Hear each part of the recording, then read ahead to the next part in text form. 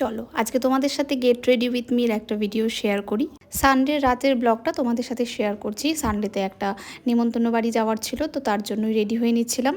আমার এক মামাতো ভাইয়ের কাল বিবাহবার্ষিকী ছিল, তো তারই উদ্দেশ্যে রেডি হওয়া। ঘর গোছানোর সাথে সাথে আমি কিন্তু নিজেকে সাজাতেও ভীষণ ভালোবাসি, তাই যে কোনো একটা বাহানা চাই সাজার জন্য। মাঝে মাঝে মনে হয় সিরিয়ালগুলো দেখি যখন, তখন যে সিরিয়ালে সবাই কি সুন্দর সেজে টেজে বসে থাকে, ইভেন কি যখন ঘুমোতে যায় তখনও সাজা। সেটা যদি আমাদের রিয়েল লাইফে হতো তাহলে কত ভালো হতো, কিন্তু সেটা যেহেতু হবে না, তাই এই রকম একটা বাহানা দরকার যে নেমন্তন্ন পেলে সেজে গুজে যাওয়া যায়। তো আজকে এই নেমন্তন্নটা প্রায় অনেক দিন বাদে একটা পেলাম, তাই ভাবলাম যে না, এটা স্কিপ করা যাবে না, যেতেই হবে। কিন্তু একসময় একটু মনটা খারাপ হয়ে গিয়েছিল, কারণ বাইরের ওয়েদার এতটা খারাপ ছিল কালকে, আর এত বৃষ্টি হচ্ছিল। তো রেডি হতে হতে ভাবলাম যে বৃষ্টিটা কমে গেলে ভালো হয়, তাহলে তো যাওয়া যাবে।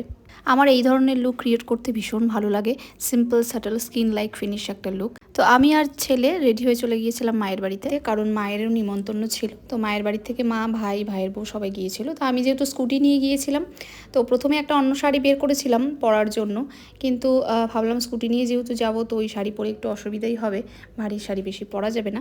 তাই এই ব্ল্যাক শাড়ির দিকে চোখটা গেল। আর সত্যি বলতে ব্ল্যাক আর ব্রাউনে যদি আমার চোখ পড়ে যায়, তাহলে আর আমার অন্য কিছু চোখে লাগে না, কারণ আমি এই কালার দুটো আমার এত ভালো লাগে। তো আমার যে এই ব্ল্যাক কালারের কত ড্রেস শাড়ি রয়েছে, তার মানে বলার বাইরে। মাঝে মাঝে ভাবি এগুলো যে কখন পরবো কে জানে। তো এরপর সবাই মিলে বেরিয়ে পড়লাম আমার বাড়ির উদ্দেশ্যে। তো সেখানে পৌঁছে দেখলাম অনেকেই চলে এসছে।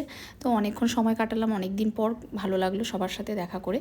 তো যাই হোক, আসার পথে অনেকটা লেট হয়ে গিয়েছিলো বাড়িতে ফিরতে। তো চলো আজকের ব্লগটা এখানে শেষ করছি, আবার দেখা হবে নতুন কোনো ব্লগে। ততক্ষণ কিন্তু খুব ভালো থেকো।